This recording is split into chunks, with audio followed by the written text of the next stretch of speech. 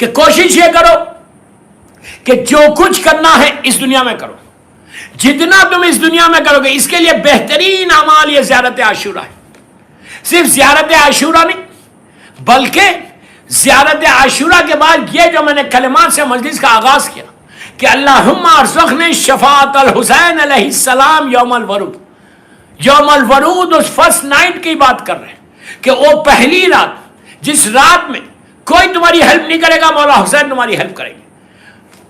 اگر اس نے تمہاری اس رات کو آغا بہجت، ایک ہمارے عظیم مجتہد گزرے ابھی 8 یا 10 سال پہلے، بہت عظیم پرسنالٹی، ان کے استاد کا واقعہ ہے شیخ قاضی کا، وہ آغا بہجت کے خواب میں، آغا بہجت کیسی ہستی تھی جو جانتا ہے وہ جانتا ہے، ابھی ان کا انتقال ہوا، extraordinary personality Agha Bahjat. Bibi Masooma کے روزے میں آج بھی دفن ہے، اللہ ان کے درجات کو بلند کرے، آج بھی دفن ہے۔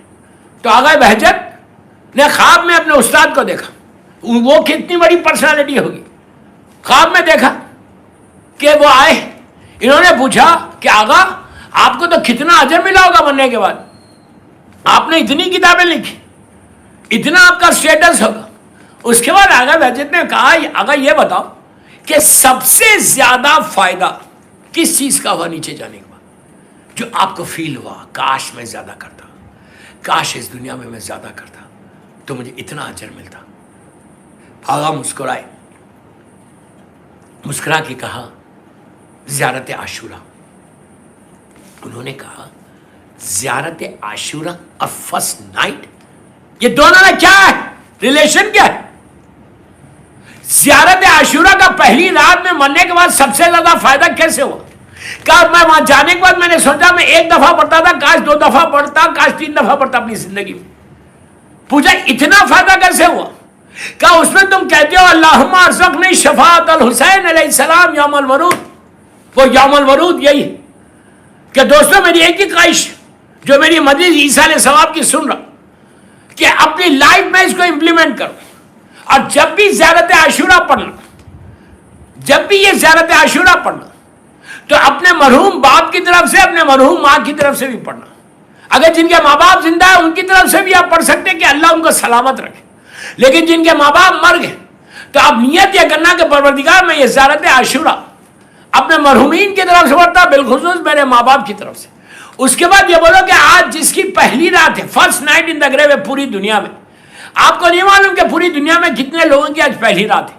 آپ نے مثال کے طور پر اندور میں آپ نے یہ نیت کر کے آپ نے زیارت امام حسین پڑھی، اس کے بعد اس کو نیت کا تیسری نیت یہ کرو کہ یہ زیارت عاشورہ پڑھتا ہوں میں سارے بیماروں کے بہاف میں، تو اللہ تم کو بیماریوں سے بچاتا۔ اس کے بعد یہ نیت کرو کہ میں یہ زیارت عاشورہ پڑھتا ہوں سارے پریشان حال کے پریشانی کے لیے، آپ کی پریشانی دور ہوتی۔ اس کے بعد بولو کہ یہ زیارت پڑھتا ہوں میں سارے حاجت مند کے لیے، تو آپ کی حاجتیں پوری ہوتی۔ اس کے بعد بولو یہ زیارت میں پڑھتا ہوں ان سارے، میں نظر کرتا ہوں، گفٹ کرتا ہوں 14 معصومین کو، بی بی زینب، بی بی ام کلثوم کو، اور اپنے امام کی والدہ بی بی نرجس خاتون کو۔ اس کے بعد قربتاً اللہ آپ زیارت شروع کرو۔ دوستو اس کا ثواب عابد بلرامی نہیں بول رہا، یہ معصوم امام بول رہے۔ جیسے ہی تم نے کہا السلام علیکم یا ابا عبداللہ، تو لٹرلی زیارت عاشورہ کا ثواب وہ سارے مرحومین کو پہنچتا جس کی پہلی رات ہے۔ مثال کے طور پہ تم انڈیا میں پڑھ رہے اور کوئی آکلینڈ میں، نیوزی لینڈ کے آخری حصہ جو دنیا کا ہے وہاں پہ کسی مومن کی ہے، اگر آج 1000 آدمی کی پہلی رات ہے which we don't know پوری دنیا میں کس کس کی ہے، آپ نے یہاں پہ انڈیا میں پڑھی، اندور میں پڑھی، آپ نے کہا کہ اللہ اس کا ثواب جس کی پہلی رات ہے اس کو دے دے۔ آپ کو اندازہ نہیں ہے ایک انسان فرسٹ نائٹ ان دا گریو اپنی لحد میں لیٹا ہوا ہے، آپ نے یہاں پہ زیارت عاشورہ پڑھی، لٹرلی ارشادات ہے کہ رحمت کے فرشتے اینجل جو ہے نور کا تشت لے کر اس کی لہت میں جاتے، دنیا میں جہاں بھی مولا حسین کا چاہنے والا جس کے بیہاف میں آپ پڑھ رہے، اور وہ پوچھتا کہ یہ تشت کیوں آیا، یہ گناہ، یہ نور کیسے آیا، تو اس کو بتایا جاتا مثال کے طور پہ اندور میں فلاں لڑکی نے، فلاں لڑکے نے زیارت عاشورہ تیرے لیے پڑھی، تو اللہ دوستوں ڈسٹینس کو ختم کرتا، وہ سارے مرحومین کو، اس شخص کو، اس لڑکی کو، اس لڑکے کو بتایا جاتا کہ دیکھ یہ وہ لڑکی ہے, یہ وہ لڑکا ہے کہ جس نے امام حسین کی زیارت عاشورہ تیرے بیہاف میں پڑھی. آپ یقین کرو, علماء یہ کہتے کہ یہ سارے مروین تمہارے حق میں دعا دیں گے. ایک زیارت عاشورہ اگر تم اس نیت کے ساتھ پڑھو گے تو اللہ تمہاری ڈیسٹینی کو بدل دے گا, اللہ تمہاری تقدیر کو بدلے گا, اللہ تمہاری دعاؤں کو قبول کرے گا. یہ سب سے بڑی چیز ہے دوستو کہ زیارت امام حسین جو بہترین گفٹ ہے مرنے والے کے لیے. میں سارے مولا کے چاہنے والے جو میری مجلس اس وقت سن رہے, میں ان سے ریکویسٹ کر رہا, اگر عاشورہ نہیں پڑھ سکتے تو وارثہ پڑھو, لیکن پڑھو. جب بھی تم قبرستان میں اپنے باپ کی لحد پہ جاؤ, جب بھی اپنی ماں کی گریو پہ جاؤ, جانے کے بعد میں وہ جاگنے کے بعد اپنے باپ اپنی ماں کی گریو پہ کھڑے رہ کر زیارت امام حسین ان کے بیہاف میں پڑھو, اور سارے مرحومین کے بیہاف میں. آپ کو اندازہ نہیں ہے کتنی ایسی بلائیں ہیں, کتنی ایسی مصیبتیں ہیں, کتنی ایسی تکلیفیں ہیں, کتنی ایسی اذیتیں جو آنے والی ہے, لیکن اس زیارت سے ساری تمہاری بلائیں دور ہوتی. اس لیے کہ اللہ قرآن میں کہہ رہا حل جزاء الاحسان الا الاحسان. یا تم دوسروں کے لیے کرتے ہو, اللہ تمہارے لیے پلٹا تھا. اگر تم 40 دن مثال کے طور پہ 40 دن تم مسلسل پڑھتے رہو تو اللہ تمہاری وہ ساری لائف کے جو آبسٹیکلز ہیں, ساری لائف کے جو ہرڈلز ہیں, ساری لائف کے جو رکاوٹیں ہیں, اللہ ان رکاوٹوں کو دور کرتا اور تمہاری زندگی میں ایک برکت عطا کرتا. تو میری ایک ہی خواہش ہے اس مرحوم کی مجلس میں کہ اپنے رشتہ داروں کو مت بھولو, اپنے خاندان والوں کو مت بھولو, اپنے مومنین کو مت بھولو. اگر تم نے اس طرح سے اپنے مرحوم کو بھیجتے رہے, اللہ اتنا کریم ہے کہ تمہارے باپ کے تمہاری ماں کے درجات کو بلند کرتا, ان کے گریڈز کو بڑھاتا اور بڑھا کے معصوم کی بارگاہ میں قریب سے قریب ہوتا. ایک چیز اور یاد رکھو کہ مرنے کے بعد رشتہ ٹوٹتا نہیں, رشتہ مضبوط رہتا. اپنا بہترین تحفہ اپنے مرحوم ماں کو, اپنے مرحوم باپ کو دینا ہے تو امام حسین کی زیارت سے دیجئے. صلوات پڑھ لیں محمد وآل محمد پر.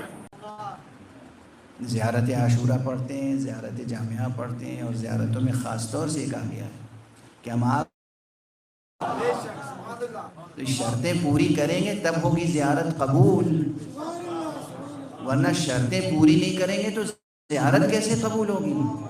مگر غیرت نہیں آتی کہ امام کے سامنے نعوذ باللہ کھڑے ہو کے امام کو خطاب کر کے غلط بیانی کریں, یہ جانتے ہوئے کہ امام ہمارے دلوں کا حال جانتے ہیں. لوگ کہتے ہیں کہ اتنے دنوں سے ہم زیارت عاشورہ پڑھ لیں, حاجت پوری نہیں ہوئی. اولاً تو یہ ہے کہ کیا پستی ذوق ہے اپنی حاجت طلب کرنے کے لیے. خدا کی قسم میں روتا ہوں, مجھے کوئی کچھ بھی کہے, میں گریہ کرتا ہوں, میں روتا ہوں, میرے دل کا ناسور ہے یہ.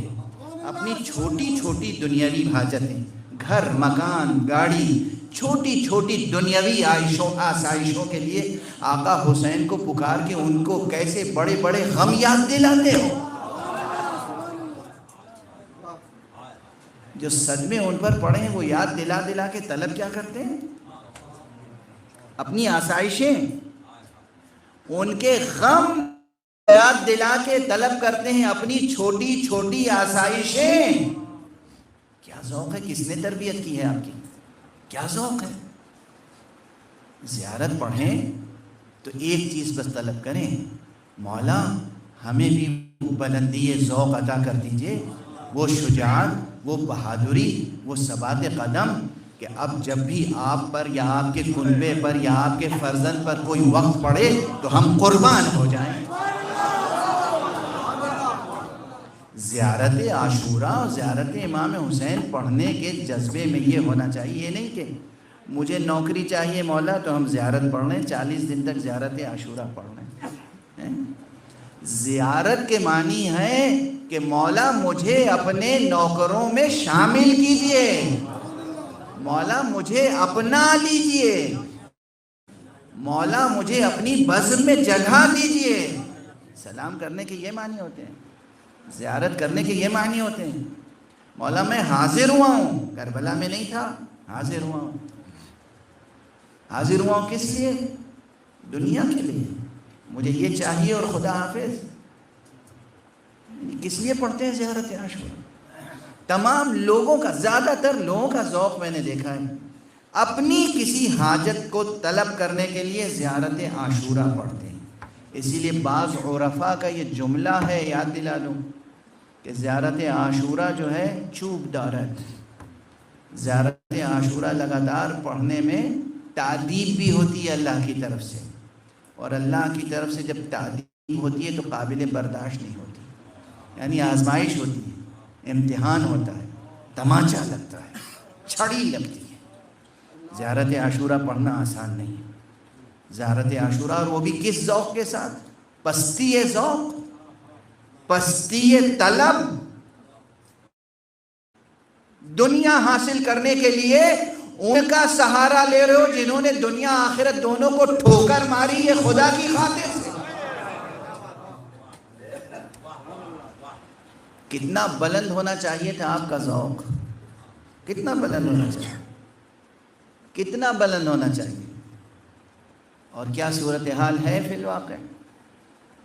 زیارت کے معنی یاد رکھیے کہ زیارت یعنی مولا ہم نے آپ کے بارگاہ میں حاضری دی ہے، حاضر ہو رہے ہیں ہم، اب ہمیں قبول کر لیجئے، اور جہاں آپ کا دل چاہے ہمیں استعمال کر لیجئے۔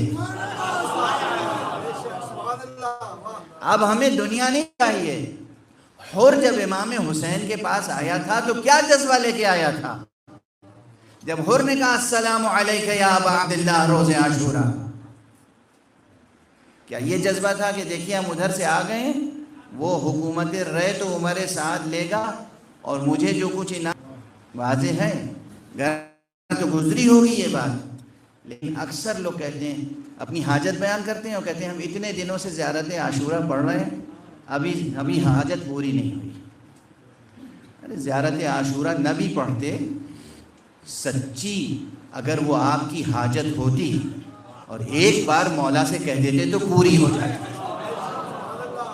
آپ کو مانگنا نہیں آتا، اور آپ کو یہ سمجھنا بھی نہیں آتا کہ کیا آپ کی ضرورت ہے اور کیا نہیں ہے۔